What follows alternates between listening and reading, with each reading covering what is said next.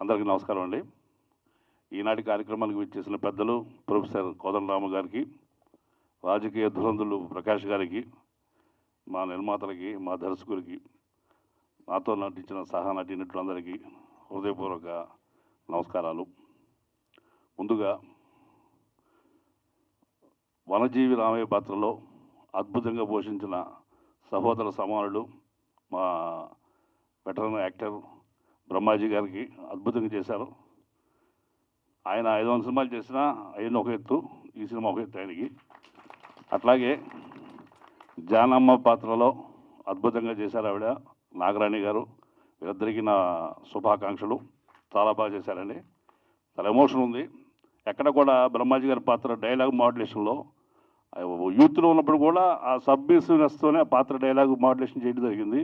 అక్కడే ఆ పాత్ర యొక్క లక్షణాన్ని చాలా ప్రస్ఫుటంగా మనకు తెలియజేశారు. చాలా అభినందనీయులు. థ్యాంక్ యూ అండి. ఇకపోతే వనజీవి రామయ్య గారు ధన్యజీవి, కోటి మొక్కలు నాటి పర్యావరణ పరిరక్షణకి సంకల్పించిన ఆయనకు శతకోటి వందనాలు. ఇవాళ అడవుల్ని కబ్జా చేసి బహుళ అంతస్తులు కట్టుకొని సొంత స్థలంలాగా అనుభవిస్తున్న ఘరానా దోపిడి దొంగల మధ్యన మొక్కలు కొంటాకి, విత్తనాలు కొంటాకి తన ఉన్న 3 ఎకరాలు అమ్ముకుని భావి తరాల కోసం తన జీవితాన్ని త్యాగం చేసిన ధన్యజీవి రామయ్య గారి గురించి మనం ఏమైనా అభిమానించాలి చెప్పండి. అలాగే ఈ చిత్రంలో డైలాగ్ ఉంది, రాముడి వెంట తండ్రి మాట కోసం రాముడు అడుగుకి వెళ్తే ఆయన అనుసరించింది సీతమ్మ. ఇక్కడ భర్త ఆశయం కోసం ఆ రామయ్యని అనుసరించింది జానకమ్మ అయింది.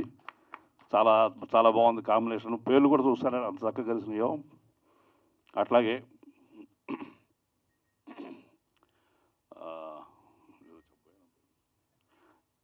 చాలా సంతోషం అండి. ఈ చిత్రంలో ఒక చిన్న పాత్ర చేశాను.